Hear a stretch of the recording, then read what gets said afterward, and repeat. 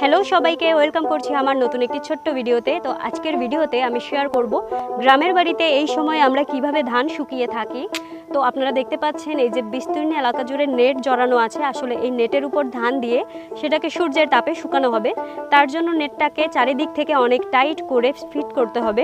এজন্য এই কাঠিগুলো দিয়ে তারপর নেটগুলোকে চারিদিক থেকে টান টান করতে হবে, যাতে ধান নাড়া দিলে নেটগুলো এক জায়গায় এসে জড়ো না হয়। তো আমাদের নেট বিছানো প্রায় কমপ্লিট। নেট বিছানোর পরে হচ্ছে ধান দেওয়ার পালা। তো এভাবে গাবলা গাবলা ভোরের ধান দেওয়ার পরে সেটাকে জাস্ট পা দিয়ে নাড়তে হবে। নেটের উপর ধান শুকানোর একটা সুবিধা হচ্ছে ধানে ময়লা কম হয় এবং পরিশ্রমও হালকা একটু কম হয়, উঠান ঝাড়ু টাড়ু দেওয়া এগুলো আর কি।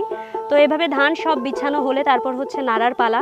সূর্য মামা এক্ষেত্রে যত বেশি উত্তাপ ছড়াবে আমার ধানও তত তাড়াতাড়ি শুকাবে এবং আমিও এই রৌদ্র থেকে তাড়াতাড়ি উঠতে পারবো। ভাই, গ্রামের মানুষ এই সময় আসলে কি পরিমাণ কষ্ট করে সেটা যদি গ্রামে কেউ আসে তাহলেই বুঝতে পারবে।